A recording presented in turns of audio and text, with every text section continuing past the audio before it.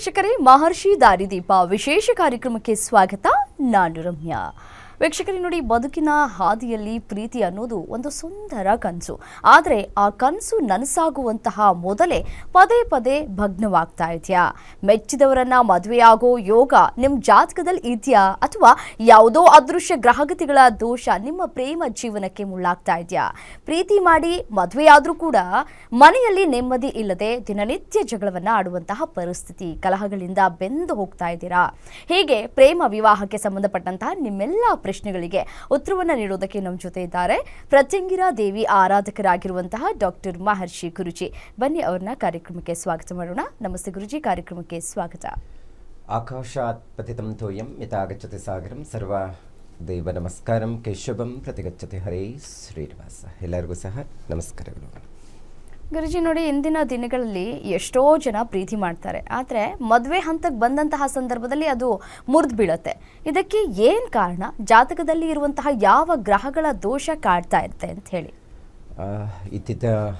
ಇವತ್ತು ನಾವು ನೋಡೋಕ್ಕೆ ಹೋದರೆ ಸರ್ವೇ ಸಾಮಾನ್ಯವಾದಂಥ ಪ್ರೇಮ ವಿವಾಹದ ವಿಚಾರದಲ್ಲಿ ಎಲ್ಲ ಒಪ್ಕೊಂಡೇ ಮಾಡ್ಕೊಳ್ತಾ ಇರುವಂಥದ್ದು ಘಟನೆಗಳನ್ನ ನಾವು ನೋಡ್ತಾ ಇದ್ದೀವಿ. ಆದರೆ ಎಲ್ಲೋ ಒಂದು ಕಡೆ ಒಂದು 4-5 ವರ್ಷದ ಕಾಲ ಇಷ್ಟಪಟ್ಟು ಮದುವೆ ಹಂತದವರೆಗೂ ಬರುವಂತಹದ್ದು ಎಲ್ಲೋ ಒಂದು ಕಡೆ ಚಿಕ್ಕ ಪುಟ್ಟ ವಿಚಾರದಲ್ಲಿ ಕಲಹಗಳಲ್ಲಿ ಅಂತ್ಯ ಆಗ್ತಾ ಇರುವಂಥದ್ದು ನಾವು ನೋಡ್ತಾ ಇದ್ದೀವಿ. ಸಾಮಾನ್ಯವಾಗಿ ನೋಡಿ, ಎಲ್ಲನೂ ಸಹ ಪ್ರೇಮ ವಿವಾಹದ ವಿಚಾರದಲ್ಲಿ ಮದುವೆವರೆಗೂ ಹೋಗುತ್ತೆ ಅಥವಾ ಮದುವೆ ಆಗುತ್ತೆ ಅನ್ನೋದು ಬಹಳ ಕಷ್ಟ ಇದೆ. ಯಾಕಂತ ಹೇಳಿದ್ರೆ ಕೆಲವು ಜಾತಕಗಳಲ್ಲಿ ಪ್ರೇಮ ವೈಫಲ್ಯಗಳು ಉಂಟಾಗುವಂಥದ್ದು ಕೆಲವೊಂದು ಜಾತಕಗಳಿದೆ. ಈಗಾಗಲೇ ನೀವು ಇಷ್ಟಪಡ್ತಾ ಇದ್ದೀರಾ, ಈಗಾಗಲೇ ಚಿಕ್ಕ ಪುಟ್ಟ ವಿಚಾರದಲ್ಲಿ ಮನಸ್ತಾಪಗಳು ಇದೆ, ಮತ್ತು ಮುಂದೇನು ಮದುವೆ ಆದರೆ ಇನ್ನೇನು ಸಮಸ್ಯೆ ಬರುತ್ತೆ, ಈ ಥರದ್ದೊಂದಷ್ಟು ಸಮಸ್ಯೆಗಳಿಗೆ ಒಳಗಾಗಿದ್ದೀರಾ ಅಂತ ಹೇಳಿದ್ರೆ ನಿಮ್ಮ ಜಾತಕದಲ್ಲಿ ಆ ಏನು ಇಷ್ಟಪಡ್ತಾ ಇರೋವಂಥ ಹುಡುಗನ ಜಾತಕಕ್ಕೂ ನಿಮ್ಮ ಜಾತಕಕ್ಕೂ ಎಷ್ಟು ಆಗಿ ಬರುತ್ತೆ, ಮತ್ತು ಮದುವೆನೂ ಆಗುತ್ತಾ ಅನ್ನುವಂಥದ್ದು ತಿಳ್ಕೊಳ್ಳೋದಕ್ಕೆ ಸಾಧ್ಯ ಆಗುತ್ತೆ.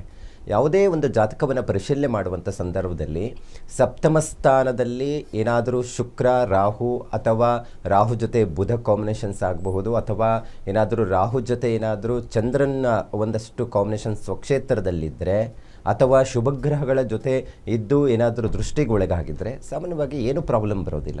ಮದುವೆ ವಿಚಾರದಲ್ಲಿ ಪ್ರೇಮ ವಿವಾಹ ಇಷ್ಟಪಡ್ತಾರೆ, ಪ್ರೇಮ ವಿವಾಹನೂ ಆಗುವಂಥ ಸಾಧ್ಯತೆ ಇರುತ್ತೆ. ಯಾವಾಗ ಈ 4 ಗ್ರಹಗಳು ಅಂದರೆ ರಾಹು ಮತ್ತು ಅದರ ಜೊತೆಗೆ ಚಂದ್ರ, ಬುಧ, ಶುಕ್ರ ಗ್ರಹಗಳು ಬಾಧಕ ರಾಶಿಯಲ್ಲಿ ಏನಾದರೂ ಇದ್ದರೆ, ಅಥವಾ ಏನಾದರೂ ಬಾಧಕಾಧಿಪತಿಯ ಜೊತೆ ಏನಾದರೂ ಇತ್ತು ಅಂತ ಹೇಳಿದ್ರೆ ಅದೂ ಸಹ ಪ್ರೇಮ ವೈಫಲ್ಯಕ್ಕೆ ಕಾರಣ ಆಗುವಂಥ ಸಾಧ್ಯತೆಗಳು ಇರುತ್ತೆ. ಅದರ ಜೊತೆಗೆ ಏನಾದರೂ ಗ್ರಹಮೈತ್ರಕೂಟ ಸರಿ ಇಲ್ಲ ಅಂತ ಹೇಳಿದ್ರೇನು, ಗ್ರಹಮೈತ್ರಕೂಟ ಅಂತ ಹೇಳಿದ್ರೇನು ಹಿಂದೆನೂ ನಿಮಗೆ ಪದೇ ಪದೇ ಹೇಳ್ತಾ ಇರ್ತೇನೆ, ಗ್ರಹಮೈತ್ರಕೂಟ ರಾಶಿಯ ರಾಷ್ಟ್ರಾಧಿಪತಿ ಏನಾದರೂ ಶತ್ರುಗಳಾಗಿದ್ದರೆ ಅದನ್ನು ನಾವು ಗ್ರಹಮೈತ್ರಕೂಟ ಅಂತ ಹೇಳ್ತೀವಿ. ಯಾವ ರಾಶಿಗೆ ಯಾವ ರಾಶಿಯ ಜೊತೆ ಮದುವೆ ಮಾಡ್ಕೋಬೇಕು, ಅವರ ಅನ್ಯೋನ್ಯತೆ ಹೇಗಿರುತ್ತೆ, ಇದೊಂದಷ್ಟು ಲೆಕ್ಕಾಚಾರ ಇರುತ್ತೆ. ಹಾಗಾಗಿ ಏಕ ನಕ್ಷತ್ರ ಆಗಬಹುದು, ಅಥವಾ ಈಗಾಗಲೇ ಮೇಷರಾಶಿ ಅಶ್ವಿನಿ ನಕ್ಷತ್ರದಲ್ಲಿ ನೀವು ಜನನಾಗಿದ್ದೀರಾ, ಈಗಾಗಲೇ ಮಕರ ರಾಶಿಯವ್ರ ಜೊತೆ ಮದುವೆ ಆಗಬೇಕು ಅನ್ನುವಂಥದ್ದು ಇಷ್ಟಪಡ್ತಾ ಇದ್ದೀರಾ ಅಂದರೆ ಚಿಕ್ಕ ಪುಟ್ಟ ವಿಚಾರದಲ್ಲಿ ಜಗಳಗಳು ಆಗುವಂಥ ಸಾಧ್ಯತೆ ಇರುತ್ತೆ. ಆನಂತರ ಈ ನಕ್ಷತ್ರಗಳ ಹೊಂದಾಣಿಕೆ ಅಂತ ಬರುತ್ತೆ. ಈಗ ರಾಶಿಗಳಿಗೆ ಹೇಗೆ ರಾಷ್ಟ್ರಾಧಿಪತಿಗಳು ಅನ್ನುವಂಥದ್ದು ಇರುತ್ತೋ ಅದೇ ರೀತಿ ಒಂದೊಂದು ನಕ್ಷತ್ರಕ್ಕೂ ನಕ್ಷತ್ರಾಧಿಪತಿ ಅಂತ ನಾವೊಂದಷ್ಟು ಲೆಕ್ಕಾಚಾರವನ್ನು ಮಾಡ್ತೀವಿ. ಆ ನಕ್ಷತ್ರಾಧಿಪತಿಗಳು ಶತ್ರುಗಳಾಗಿದ್ದು ಆ ಬಾಧಕ ರಾಶಿಯಲ್ಲಿ ಆ ನಕ್ಷತ್ರಾಧಿಪತಿ ಏನಾದರೂ ಇತ್ತು ಅಂತ ಹೇಳಿದ್ರೇನು ಒಂದಷ್ಟು ಸಮಸ್ಯೆಗಳು ಬರುವಂಥದ್ದಿರುತ್ತೆ. ಮದುವೆ ಮುಂಚಿತವಾಗಿಯೇ ಇದು ಪ್ರಾರಂಭ ಆಗುವಂಥದ್ದಿರುತ್ತೆ. ನಂತರ ಲಗ್ನಗಳ ಹೊಂದಾಣಿಕೆ ಇದೂ ಬಹಳ ಮುಖ್ಯವಾಗಿರುವಂಥದ್ದಿದೆ. ಯಾಕಂತ ಹೇಳಿದ್ರೆ ಇವೆಲ್ಲ ಆಗಿನ ಕಾಲದಲ್ಲಿ ನೋಡ್ತಾ ಇರಲಿಲ್ಲ. ಏನು ಲೆಕ್ಕಾಚಾರ ಇತ್ತು ಅಂತ ಹೇಳಿದ್ರೆ ಕೂಟಗಳನ್ನು ನೋಡ್ತಾ ಇದ್ದರು. ಅದರಲ್ಲಿ 40 ಕೂಟಗಳು ಬರ್ತಾಯಿತ್ತು. ಕಾಲಕ್ರಮೇಣ ಅದು ಏನಾಯಿತು, 20ಕ್ಕೆ ಬಂತು. ನಂತರ ಈಗ 12 ಕೂಟಗಳು ಬಂದಿದೆ. ಇನ್ನು ಮುಂದೆ ಆ ಕೂಟಗಳ ಬಗ್ಗೆನೇ ಪರಿಗಣನೆ ತೆಗೆದುಕೊಳ್ಳೋದಿಲ್ಲ, ಆ ರೀತಿ ಪರಿಸ್ಥಿತಿ ಆಗಿದೆ. ಅಂದರೆ ಆ ಕೂಟಗಳು ಹೇಗೆ ಕ್ಯಾಲ್ಕುಲೇಷನ್ ಇರುತ್ತೋ ಅದೇ ರೀತಿ ಜಾತಕಗಳ ಪರಿಶೀಲನೆ ಇದೆ. ಅಂದರೆ ಇದೊಂದಷ್ಟು ಪ್ರಾರಂಭ ಹಂತದ ಒಂದಷ್ಟು ಸಾಲಾವಳಿ ನೋಡುವಂಥದ್ದು ಇರುತ್ತೆ. ಅದನ್ನೇ ಸಾಲಾವಳಿಯಲ್ಲಿ ಚೆನ್ನಾಗಿ ಬಂದಿದೆ, ಮದುವೆ ಮಾಡಿಬಿಡ್ಬೋದು ಅಂತ ಮಾಡಿ ಇವತ್ತು ಎಷ್ಟೋ ಜನ ಮದುವೆ ಆಗಿ ಕೆಲವೇ ತಿಂಗಳಲ್ಲಿ ಬಿಟ್ಟು ಹೋಗ್ತಾ ಇದೆ. ಅದಕ್ಕೆ ಇವತ್ತು ಮದುವೆ ವಿಚಾರದಲ್ಲಿ ಪ್ಲ್ಯಾನ್ ಮಾಡ್ಕೊತಾ ಇದ್ದೀರಾ, ಮದುವೆನ ಈಗ ಬರೋ ವರ್ಷದಲ್ಲಿ ನೋಡಬೇಕು, ಈ ವರ್ಷ ನೋಡಿ ಬರೋ ವರ್ಷದಲ್ಲಿ ಮಾಡಬೇಕು ಅನ್ನೋವಂಥದ್ದಿತ್ತು ಅಂದರೆ ಮೊದಲಿಗೆ ನಿಮ್ಮ ಜಾತಕದ ಒಂದು ಲೆಕ್ಕಾಚಾರದಲ್ಲಿ ಏನಾದರೂ ದೋಷಗಳಿದೆಯಾ, ಮತ್ತು ಯಾವ ನಕ್ಷತ್ರ, ಯಾವ ಲಗ್ನ, ಯಾವ ನಕ್ಷತ್ರದವ್ರ ಜೊತೆ ಮದುವೆ ಮಾಡ್ಕೊಳ್ಳೋದು ಸೂಕ್ತ, ಇದು ಬಹಳ ಅಗತ್ಯ ಇದೆ. ಯಾಕಂತ ಹೇಳಿದ್ರೆ ಇವತ್ತು ಚಿಕ್ಕ ಪುಟ್ಟ ವಿಚಾರದಲ್ಲೇ ಜಗಳಗಳು ಆಗ್ತಾ ಇರೋವಂಥದ್ದಿದೆ. ಇನ್ನು ಈ ಥರದ್ದೊಂದಷ್ಟು ಲೆಕ್ಕಾಚಾರ ಮಾಡಿ ಮದುವೆ ವಿಚಾರದಲ್ಲಿ ಮುಂದೋದರೆ ಈ ಪ್ರೇಮ ವಿವಾಹ ಅನ್ನುವಂಥದ್ದು ಒಂದಷ್ಟು ವೈಫಲ್ಯಗಳು ಕಾಣ್ತಾ ಇರೋವಂಥದ್ದಿದೆ. ಚಿಕ್ಕ ಪುಟ್ಟ ವಿಚಾರದಲ್ಲಿ ಡಿಸ್ಟರ್ಬೆನ್ಸ್ ಮಾಡ್ಕೊತಾ ಇರೋವಂಥದ್ದಿದೆ. ಒಂದಷ್ಟು ವರ್ಷಾನುಗಟ್ಟಲೆ ಇಷ್ಟಪಟ್ಟಿರುವಂಥದ್ದು ಕೆಲವೇ ಒಂದಷ್ಟು ಚಿಕ್ಕ ಪುಟ್ಟ ವಿಚಾರಗಳಿಗೆ ಬಿಟ್ಟು ಹೋಗ್ತಾ ಇರುವಂಥ ಘಟನೆಗಳು ನಾವು ನೋಡ್ತಾ ಇದ್ದೀವಿ. ಮಾನಸಿಕ ವ್ಯಥೆಯನ್ನು ಪಡ್ತಾ ಇರೋವಂಥದ್ದು ನೋಡ್ತಾ ಇದ್ದೀವಿ. ಇವತ್ತು ಎಷ್ಟೋ ನೋಡಿ, ಒಬ್ರಿಗೆ ಇಷ್ಟ ಇಲ್ಲ, ಒಬ್ರಿಗೆ ಇಷ್ಟ ಇದೆ, ಈ ಥರದ್ದಿದ್ದು ಮಾನಸಿಕವಾಗಿ ಕುಗ್ತಾ ಇರುವಂಥದ್ದು ಘಟನೆಗಳನ್ನ ನಾವು ನೋಡ್ತಾ ಇದ್ದೀವಿ. ಅಂದರೆ ಇದಕ್ಕೆ ಮೂಲ ಕಾರಣ ಏನಪ್ಪ ಅಂತ ಹೇಳಿದ್ರೆ, ನಿಮ್ಮ ಜಾತಕದಲ್ಲಿ ಪಾಪಗ್ರಹಗಳು ಸಪ್ತಮ ಸ್ಥಾನದಲ್ಲಿದ್ದು ಪ್ರೇಮ ವೈಫಲ್ಯಗಳನ್ನು ಉಂಟು ಮಾಡುವಂತಹ ಜಾತಕ ಆಗಿರುತ್ತೆ. ಸೊ ಇದು ಬಹಳ ಮುಖ್ಯವಾಗಿ ತಿಳ್ಕೊಳ್ಬೇಕಾಗತ್ತೆ. ಮತ್ತು ಅದರ ಜೊತೆಗೆ ಒಂದಷ್ಟು ಕ್ಯಾಲ್ಕುಲೇಷನ್ ಇದೆ. ಈ ಪ್ರೇಮ ವಿವಾಹಕ್ಕೆ ಸಿಕ್ಕಾಕ್ಕೊಳ್ಳುವಂತಹದ್ದು ಒಂದಷ್ಟು ಸರ್ವೆ ಮಾಡಿರೋ ಪ್ರಕಾರದಲ್ಲಿ ಗ್ರಹಗಳ ಸ್ಥಿತಿಗತಿಗಳ ಆಧಾರದ ಮೇಲೆ ಒಂದಷ್ಟು ಪ್ರಭಾವ ಬೀಳುವಂಥದ್ದಿರುತ್ತೆ. ಅಂದರೆ ಒಂದೊಂದು ಗ್ರಹ ಒಂದೊಂದು ಕಾರತತ್ವಗಳನ್ನು ಕೊಡುವಂಥದ್ದಿರುತ್ತೆ. ಈ ಪ್ರೇಮ ವಿವಾಹಕ್ಕೆ ಕಾರಕ ಗ್ರಹಗಳು ಅನ್ನುವಂಥದ್ದು ಒಂದಷ್ಟು ಲೆಕ್ಕಾಚಾರ ಇದೆ. ಈಗ ನಾವು ಪಿತೃಕಾರಕ, ಮಾತೃಕಾರಕ, ಆರೋಗ್ಯಕಾರಕ, ವಿವಾಹಕಾರಕ, ಸೊ ಈ ಥರ ಒಂದು ಏನು ಫಲಗಳನ್ನು ಕೊಡುತ್ತೋ, ಪ್ರೇಮ ವಿವಾಹಕ್ಕೆ ಪ್ರಚೋದನೆಯನ್ನು ಕೊಡುವಂತಹ ಕೆಲವೊಂದು ಕಾರಕ ಗ್ರಹಗಳು ಏನಿರುತ್ತೆ ಅದು ನಿಮ್ಮ ಜಾತಕದಲ್ಲಿ ಒಂದಷ್ಟು ಬಾಧಕ ರಾಶಿಯಲ್ಲಿ ಇರೋದ್ರಿಂದನೇ ಇವತ್ತು ನೀವು ಇಷ್ಟಪಟ್ಟಿದ್ದರೂ ಒಂದಷ್ಟು ಜಗಳಗಳು ಆಗ್ತಾ ಇದೆ, ಈಗಾಗಲೇ ಮುರಿದೋಗಿದೆ ಅಂತ ಹೇಳಿದ್ರೇನು ಇದೇ ಗ್ರಹಗಳು ಕಾರಣ ಆಗುವಂಥದ್ದಿರುತ್ತೆ. ಇದರಲ್ಲಿ ಪ್ರಮುಖವಾಗಿರೋದು ಶುಕ್ರ ಗ್ರಹ ಮತ್ತು ಅದರ ಜೊತೆಗೆ ಬುಧ. ಯಾಕಂದರೆ ಬುಧ ಪ್ರಜ್ಞಾಕಾರಕ ಮತ್ತು ವ್ಯಾಮೋಹವನ್ನು ಕೊಡುವಂಥವನು, ಮನಸ್ಸನ್ನು ಕೊಡುವಂಥದ್ದು, ಗಮನವನ್ನು ಸೆಳೆಯುವಂಥದ್ದು ಈ ಬುಧ ಆಗಿರ್ತಾನೆ. ಮತ್ತು ಆಸೆ ಆಕಾಂಕ್ಷೆಗಳನ್ನು ಕೊಡುವಂಥದ್ದು. ನೋಡಿ, ಹುಡುಗ ಹೀಗೆ ಇರಬೇಕು, ಹುಡುಗ ಚೆನ್ನಾಗಿದ್ದಾನೆ, ಹುಡುಗಿ ಚೆನ್ನಾಗಿದ್ದಾಳೆ, ಒಳ್ಳೆ ಎಜುಕೇಷನ್, ನಾಲೆಜ್ ಚೆನ್ನಾಗಿದೆ, ಅವ್ರದ್ದೇನೋ ಒಂದು ಗುಣವನ್ನು ಅವರು ನೋಡಿ ಒಂದಷ್ಟು ಆಸೆ ಆಕಾಂಕ್ಷೆಗಳಿಗೆ ಒಳಗಾಗುವಂಥ ಪರಿಸ್ಥಿತಿಗೆ ಹೋಗುತ್ತಲ್ವ, ಇದು ರಾಹುವಿನ ಪಾತ್ರ ಆಗುವಂಥದ್ದಿರುತ್ತೆ. ಸೊ ಹಾಗಾಗಿ ಈ ಜಾತಕದಲ್ಲಿ ನಾವು ಈ ರಾಹು ದೇಶ ನಡೆಯುವಂಥ ಸಂದರ್ಭದಲ್ಲಿ ಈ ರೀತಿ ಆಸೆಗಳಿಗೆ ಒಳಗಾಗುವಂಥದ್ದಿರುತ್ತೆ. ಅದಕ್ಕೆ ಪೂರಕವಾಗಿ ಒಂದಷ್ಟು ಗ್ರಹಗಳು ಕೆಲಸ ಮಾಡುತ್ತೆ. ರಾಹು ಒಂದೇ ದಶ ನಡೀತಾ ಇದೆ, ಹಾಗಾಗಿ ಪ್ರೇಮ ವಿವಾಹಕ್ಕೆ ಹೋಗ್ಬಿಡ್ತಾರೆ ಅನ್ನೋದಿಲ್ಲ. ಅದು ನಾನಾ ರೀತಿಯಾದಂಥದ್ದು ಪ್ರಾಬ್ಲಮ್ ಕೊಡಬಹುದು. ಯಾಕಂದರೆ ಸಪ್ತಮ ಸ್ಥಾನದಲ್ಲಿ ರಾಹು ಇದ್ದು ಏನಾದರೂ ರಾಹುವಿನ ಲೆಕ್ಕಾಚಾರದಲ್ಲಿ ಮತ್ತು ಲಗ್ನ ಸಪ್ತಮಾಧಿಪತಿ ಪರಿವರ್ತನೆ ಆಗಿದ್ದರೆ, ಅಥವಾ ಲಗ್ನಾಧಿಪತಿ ಸಪ್ತಮ ಸ್ಥಾನದಲ್ಲಿದ್ದು ಸಪ್ತಮಾಧಿಪತಿ ಲಗ್ನದಲ್ಲಿ ಇತ್ತು ಅಂದರೆ ಅವರು ಯಾರಿಗೂ ತಪ್ಪಿಸೋಕ್ಕಾಗಲ್ಲ ಪ್ರೇಮ ವಿವಾಹ ಆಗುವಂಥದ್ದು. ಆದರೆ ಅದೇ ಸಪ್ತಮಾಧಿಪತಿ, ಅದೇ ರಾಹು ಬಾಧಕ ರಾಶಿಯಲ್ಲಿದ್ದರೆ ಏನು ಮಾಡೋಕ್ಕಾಗುತ್ತೆ, ಇಷ್ಟಪಡ್ತಾರೆ, ಬಿಟ್ಟು ಹೋಗುವಂಥ ಪರಿಸ್ಥಿತಿ ಇರುತ್ತೆ. ಈ ಥರದ್ದು 2-3 ಸತಿ ಆಗಿರುವಂಥದ್ದು ಇರುತ್ತೆ. ಒಂದು ಸತಿ ಏನೋ ಪ್ರೇಮ ವೈಫಲ್ಯ ಆಯಿತು, ಬಿಟ್ಟುಬಿಟ್ರು, ಅದೇನೋ ಇನ್ನೂ ಯಾವುದೋ ಒಂದು ಕಾಲೇಜ್ ಟೈಮಲ್ಲಿ ನಡೆದಿರುವಂಥ ಘಟನೆಗಳು. ನಂತರ ಕಾಲೇಜ್ ಆದಮೇಲೆ ಒಂದಷ್ಟು ಕೆಲಸದ ಸ್ಥಳದಲ್ಲಿ ಇಷ್ಟಪಟ್ಟು ಮದುವೆ ಮಂಟಪದವರೆಗೂ ಬಂದಿದೆ, ಮತ್ತೆ ಪ್ರಾಬ್ಲಮ್ ಆಗ್ತಾ ಇದೆ ಅಂತ ಹೇಳಿದ್ರೆ ಇದೇ ಬಾಧಕ ಗ್ರಹಗಳು, ಅಂದರೆ ಈ ಪ್ರೇಮ ವಿವಾಹಕ್ಕೆ ಪ್ರಚೋದನೆ ಕೊಡುವಂಥ ಗ್ರಹಗಳು ನಿಮ್ಮ ಮನಸ್ಸಿನ ಮೇಲೆ ಹತೋಟಿಯಲ್ಲಿ ಹಿಡಿದಿರ ಅದನ್ನು ಒಂದು ಆಸೆ ಆಕಾಂಕ್ಷೆಗಳಿಗೆ ಒಳಗಾಗುವಂಥ ಗ್ರಹಗಳು ಏನಿದೆ ಆ ಗ್ರಹಗಳು ಬಲಹೀನನಾಗಿರುತ್ತೆ. ಇಂಥ ಸಂದರ್ಭದಲ್ಲಿ ಏನಾಗುತ್ತೆ, ಒಂದಷ್ಟು ಪ್ರೇಮ ವೈಫಲ್ಯಗಳಿಗೆ ಕಾರಣ ಆಗುವಂಥದ್ದಿರುತ್ತೆ. ಮತ್ತು ಎಲ್ಲನೂ ಇದೇ ಸಮಸ್ಯೆ ಬರುತ್ತೆ ಅನ್ನೋದೇನಿಲ್ಲ. ಕೆಲವು ಪ್ರೇಮ ವಿವಾಹ ಆಗಿದ್ದರೂ ಚೆನ್ನಾಗಿರುವಂಥ ಘಟನೆಗಳು ನಾವು ನೋಡ್ತಾ ಇದ್ದೀವಿ. ಯಾಕಂತ ಹೇಳಿದ್ರೆ ಎಲ್ಲ ಸರಿ ಇದೆಯಪ್ಪ, ಜಾತಕಗಳು ಕೂಡ ಬರುತ್ತೆ ನೋಡಿ, ಇಷ್ಟನೂ ಪಟ್ಟಿದ್ದಾರೆ, ಎಲ್ಲ ಸರಿ ಮದುವೆ ಮಾಡ್ಕೊಂಡಿದ್ದಾರೆ, ಇವತ್ತು ಬಹಳ ಚೆನ್ನಾಗಿರುವಂಥದ್ದಿದೆ.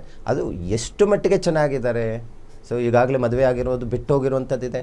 4-5 ವರ್ಷ 8 ವರ್ಷ ಇಷ್ಟಪಟ್ಟು 8 ತಿಂಗಳು ಜೊತೆಯಲ್ಲಿರೋಕ್ಕಾಗಲಿಲ್ಲ.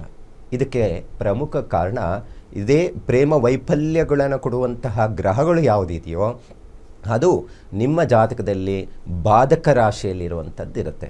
ಅದು ಯಾವ ರಾಶಿ ಯಾವ ಫಲಗಳನ್ನು ಕೊಡುತ್ತೆ ಅನ್ನುವಂಥದ್ದು ಒಂದಷ್ಟು ಲೆಕ್ಕಾಚಾರ ಜ್ಯೋತಿಷದಲ್ಲಿದೆ. ಅದು ಪ್ರಮುಖವಾಗಿ ನಿಮ್ಮ ಮೇಲೆ ಪರಿಣಾಮ ಬೀಳುವಂಥದ್ದಿರುತ್ತೆ. ಕಾರಣಗಳನ್ನು ನಾವು ಹುಡ್ಕೋಕ್ಕೆ ಹೋದರೆ, ಒಂದು, ಮನೆಯಲ್ಲಿ ಒಪ್ಕೊತಾ ಇಲ್ಲ, ಇಷ್ಟಪಡ್ತಾ ಇಲ್ಲ, ನಮ್ಮದು ಜಾತಿ ಅಲ್ಲಪ್ಪ, ನಮ್ಮ ಧರ್ಮ ಅಲ್ಲ, ಬೇರೆಯವರು ನೆಂಟರಿಸ್ಟ್ರು ಏನಂತಾರೆ, ಅವರೇನಂತಾರೆ, ಪಕ್ಕದ ಮನೆಯವರು ಏನಂತಾರೆ, ಇವನ್ನೇ ಏನಂತಾರೆ, ಬೇಡ ಅನ್ನುವಂಥ ಅಭಿಪ್ರಾಯ. ಇದಕ್ಕೆ ಪರಿಹಾರ ಮತ್ತು ಒಂದಷ್ಟು ಸಮಸ್ಯೆ ಬರೋದಕ್ಕೆ ಕಾರಣ ಇದೇ ಬಾಧಕಾಧಿಪತಿ ರವಿಯಾಗಿ ಕೂತ್ಕೊಂಡಿರುವಂಥದ್ದು. ರವಿ ಪಿತೃಕಾರಕ, ಮಾತೃಕಾರಕ ಚಂದ್ರ. ಯಾವಾಗ ಅಡ್ಡಿ ಆತಂಕಗಳು ಮನೆಯಿಂದ ಬರ್ತಾ ಇದೆ ಅಂತ ಹೇಳಿದ್ರೆ ಒಂದಷ್ಟು ಇದೇ ಕಾರಣಗ್ರಹಗಳಾಗಿರುವಂಥದ್ದಿರುತ್ತೆ. ಮತ್ತು ನಿಮ್ಮಿಬ್ಬರ ನಡುವೆ ಮನೆಯಲ್ಲಿ ಒಪ್ಕೊಂಡಿದ್ದಾರೆ, ಏನೂ ಪ್ರಾಬ್ಲಮ್ ಇಲ್ಲ, ಯಾವುದೇ ರೀತಿ ಸಮಸ್ಯೆ ಇಲ್ಲ ಅಂಥೇಳಿನೂ ನೀವು ಬೇರೆ ಬೇರೆ ಆಗ್ತಾ ಇದ್ದೀರಾ ಅಂತ ಹೇಳಿದ್ರೆ, ಈ ಪ್ರೇಮ ವಿವಾಹಕ್ಕೆ ಪ್ರಚೋದನೆ ಕೊಡುವಂಥ ಗ್ರಹಗಳು ಯಾವುದೆಲ್ಲ ಇದೆಯೋ ಅದು ಬಾಧಕ ರಾಶಿಯಲ್ಲಿರುತ್ತೆ. ಅದನ್ನು ಸರಿ ಮಾಡೋಕ್ಕಾಗೋದಿಲ್ಲ, ಅದು ಬಿಡುಗಡೆ ಮಾಡ್ಕೊಳ್ಳೋದೇ ಒಳ್ಳೆಯದು ಅನ್ನೋಂಥದ್ದು ನನ್ನ ಅಭಿಪ್ರಾಯ. ಯಾಕಂತ ಹೇಳಿದ್ರೆ ಮುಂದಿನ ಜೀವನದಲ್ಲಿ ಅಷ್ಟು ಸುಖವಾಗಿರೋದಿಲ್ಲ ಅನ್ನೋಂಥದ್ದು ಇರುತ್ತೆ. ಇವತ್ತು ಗ್ರಹಮೈತ್ರ ಕೂಟದ ವಿಚಾರದಲ್ಲಿ ನಾವು ನೋಡೋಣ. ಸಾಮಾನ್ಯವಾಗಿ ನೋಡಿ, ಈ ಗ್ರಹಮೈತ್ರ ಕೂಟ ಅಂತ ಹೇಳಿದ್ರೆ ಈ ಕರ್ಕಾಟಕ ರಾಶಿ ವಿಚಾರದಲ್ಲಿ ತೆಗೆದುಕೊಳ್ಳೋಣ. ಯಾಕಂದರೆ ಕರ್ಕಾಟಕ ರಾಶಿಗೆ ಹೆಚ್ಚು ಒಂದಷ್ಟು ಮಾನಸಿಕವಾಗಿ ಒಂದಷ್ಟು ಇನ್ವೆಲ್ ಆಗಿಬಿಡ್ತಾರೆ ಬೇಗ. ಅಂದರೆ ಸೆನ್ಸಿಟಿವ್ ಜಾಸ್ತಿ ಆಗುವಂಥದ್ದು, ಅತಿಯಾದಂಥ ಕೋಪ ಜಾಸ್ತಿ ಬರುವಂಥದ್ದು, ಬೇಗ ನಿರ್ಧಾರಗಳನ್ನು ತೆಗೆದುಕೊಳ್ಳುವಂಥದ್ದು, ಬೇಗ ತಾಯಿಯ ನಡುವೆ ಜಗಳ ಮಾಡಿಕೊಳ್ಳುವಂಥದ್ದು, ಅತಿಯಾದಂಥ ಕೋಪ ಉಂಟಾಗುವಂಥದ್ದು. ಅಂದರೆ ಅವರ ಗುಣಗಳನ್ನು ನಾವು ಒಂದಷ್ಟು ಲೆಕ್ಕಾಚಾರವನ್ನು ಮಾಡಬಹುದು. ಅಂದರೆ ಏನು ಸರಿ ಇಲ್ಲ ಕರ್ಕಾಟಕ ರಾಶಿಯವರ ಮನಸ್ಥಿತಿ ಅಂತ ನಾನು ಹೇಳ್ತಲ್ಲ. ಅಂದರೆ ಯಾವುದೇ ಒಂದು ಒಳ್ಳೆಯದಾಗಲಿ ಕೆಟ್ಟದಾಗಲಿ ಬೇಗ ನಿರ್ಧಾರಗಳನ್ನು ತೆಗೆದುಕೊಳ್ಳುವಂಥ ಮನಸ್ಥಿತಿಗೆ ಹೋಗ್ತಾರೆ. ಸೊ ಈ ಥರದ್ದೊಂದಷ್ಟು ಚಂದ್ರ ರಾಷ್ಟ್ರಾಧಿಪತಿ ಆಗಿರುವಂಥ ಕರ್ಕಾಟಕ ರಾಶಿಗೆ ನೀವೇನಾದರೂ ಶತಭಿಷ ನಕ್ಷತ್ರದವರ ಜೊತೆ ಕುಂಭರಾಶಿ ಅಥವಾ ಕುಂಭ ಲಗ್ನದಲ್ಲಿ ಹುಟ್ಟಿರುವಂಥವ್ರ ಜೊತೆ ಮದುವೆ ಆದರೆ ವೈವಾಹಿಕ ಜೀವನ ಚೆನ್ನಾಗಿರಲ್ಲ. ಪ್ರೇಮ ವೈಫಲ್ಯ ಯೋಗಗಳಿತ್ತು ಅಂದರೆ ಮದುವೆನೇ ವರೆಗೂ ಬರುತ್ತೆ. ಮದುವೆ ಮಂಟಪಕ್ಕೆ ಹೋಗೋ ಅಷ್ಟೊತ್ತಿಗೆ ಮುರಿದು ಬೀಳುವಂಥ ಪರಿಸ್ಥಿತಿ ಇವತ್ತಿನ ದಿನಗಳಲ್ಲಿ ನಾವು ನೋಡ್ತೀವಿ. ಯಾಕೆ ಆಗೋದಿಲ್ಲ ನೋಡಿ, ಯಾವಾಗಲೂ ಅಷ್ಟೇ ಮೊದಲಿಗೆ ರಾಷ್ಟ್ರಾಧಿಪತಿ ಯಾವ ಗ್ರಹ ಯಾವ ರಾಶಿಗೆ ಅನ್ವಯ ಆಗುತ್ತೆ ಈ ಗ್ರಹ ಮೈತ್ರ ಕೂಟ ಅನ್ನುವಂಥದ್ದು ತಿಳ್ಕೊಬೇಕಾಗುತ್ತೆ. ಸಾಮಾನ್ಯವಾಗಿ ಕುಂಭರಾಶಿಗೆ ಶನಿ ಅಧಿಪತಿ, ಕರ್ಕಾಟಕ ರಾಶಿಗೆ ಚಂದ್ರಾಧಿಪತಿ. ಈ ಎರಡೂ ಕಾಂಬಿನೇಷನ್ಸ್ ಹೇಗಿರುತ್ತೆ ಅಷ್ಟು ಚೆನ್ನಾಗಿರಲ್ಲ. ಯಾವಾಗಲೂ ಕೆಲವೊಮ್ಮೆ ಏನಾಗುತ್ತೆ, ಇದೇ ಕರ್ಕಾಟಕ ರಾಶಿಯವರಿಗೆ ಚಂದ್ರ ಈ ಯಾವ ರಾಶಿ ಇರುತ್ತೆ ಆ ರಾಶಿಯಲ್ಲಿ ಸ್ಥಿತವಾಗಿರ್ತಾನೆ. ಅದೇ ಚಂದ್ರ ಇವರ ರಾಶಿಯಲ್ಲಿ ಕುಂಭರಾಶಿಯಲ್ಲೇನೂ ಇರ್ತಾರೆ. ಮತ್ತು ವಧುವಿನ ಲೆಕ್ಕಾಚಾರದಲ್ಲಿ ನೋಡೋಕೋದ್ರೆ ಸ್ವಕ್ಷೇತ್ರದಲ್ಲಿ ಇರುವಂಥದ್ದು ಇರುತ್ತೆ. ಯಾವಾಗ ಮನಸ್ಸಿನ ಕಾರಕ ಮಾತೃಕಾರಕನಾದಂತಹ ಚಂದ್ರ ಬಲಹೀನನಾಗಿದ್ದು ಏನಾದರೂ ಇವರ ಜಾತಕದಲ್ಲಿ ದಶಾಕಾಲನೂ ಚಂದ್ರದಶ, ಶನಿ ಭುಕ್ತಿ, ಕುಜ ಭುಕ್ತಿ ಅಥವಾ ಕುಜ ಚಂದ್ರ ಕಾಂಬಿನೇಷನ್ಸ್ ಇದರಲ್ಲಿ ಏನಾದರೂ ಅಷ್ಟಮ ಸ್ಥಾನದಲ್ಲಿ ಇತ್ತು ಅಂತ ಹೇಳಿದ್ರೆ ಅಂತಹ ಸಂದರ್ಭದಲ್ಲಿ ಪ್ರೇಮ ವೈಫಲ್ಯ ಒಂದೇ ಅಲ್ಲ, ಪ್ರಾಣ ಹಾನಿ ಆಗುತ್ತೆ. ಈಗ ನೋಡಿ, ಮನೇಲಿ ಒಪ್ಕೊತ ಇಲ್ಲ, ಎಷ್ಟೋ ಜನ ಪ್ರಾಣ ಹಾನಿ ಮಾಡ್ಕೊಂಡಿದ್ದಾರೆ. ಒಂದಿಬ್ಬರ ನಡುವೆ ಜಗಳಗಳು ದೂರ ಆಗಿ ಸುಸೈಡ್ ಮಾಡ್ಕೊಂಡಿರುವಂಥ ಘಟನೆಗಳು ನಾವು ನೋಡ್ತಾ ಇದ್ದೀವಿ. ಇದಕ್ಕೆ ಪ್ರಮುಖ ಕಾರಣ ಇದೇ ಕಾರಕ ಗ್ರಹಗಳು ಬಾಧಿತವಾಗಿದ್ದರೆ ಈ ಎಲ್ಲ ಸಮಸ್ಯೆಗಳಿಗೆ ಪ್ರೇಮ ವೈಫಲ್ಯಕ್ಕೆ ಕಾರಣ ಆಗಲಿಕ್ಕೆ ಸಾಧ್ಯ ಆಗುತ್ತೆ. ಓಕೆ ಗುರುಜಿ, ಪ್ರೇಮ ವಿವಾಹ ಆದರೆ ಏನು ಸಮಸ್ಯೆ ಆಗತ್ತೆ, ಪ್ರೇಮ ವಿವಾಹದಲ್ಲಿ ಏನೆಲ್ಲ ತೊಂದರೆಗಳನ್ನು ಅನುಭವಿಸ್ತಾ ಇರ್ತಾರೆ, ಮನೇಲಿ ಒಪ್ಪಿಸಿ ಮದುವೆ ಆದರೂ ಕೂಡ ಸಮಸ್ಯೆಗಳನ್ನು ಎದುರಿಸ್ತಾ ಇರ್ತಾರೆ ಅನ್ನೋದ್ರ ಬಗ್ಗೆ ಮಾಹಿತಿಯನ್ನು ತಿಳಿಸ್ತಾ ಇದ್ರಿ. ಈಗ ಒಂದು ವಿರಾಮ ತೆಗೆದುಕೊಂಡು ಬೇಗ ವಾಪಸ್ ಆಗೋಣ. ವೀಕ್ಷಕರೇ, ನೀವು ಕೂಡ ಗುರುಜಿಯವರನ್ನು ನೇರವಾಗಿ ಭೇಟಿಯಾಗಬೇಕು ಅಂತಿದ್ರೆ ಸ್ಕ್ರೀನ್ ಮೇಲೆ ಡಿಸ್ಪ್ಲೇ ಆಗ್ತಾ ಇರುವಂತಹ ನಂಬರನ್ನು ನೋಟ್ ಡೌನ್ ಮಾಡ್ಕೊಳ್ಳಿ. ಅಪಾಯಿಂಟ್ಮೆಂಟನ್ನು ತೆಗೆದುಕೊಂಡು ಅವರನ್ನು ನೇರವಾಗಿ ಭೇಟಿಯಾಗ್ಬೋದು ಅಂತ ಹೇಳ್ತಾ ಈಗ ಒಂದು ಪುಟ್ಟ ವಿರಾಮ.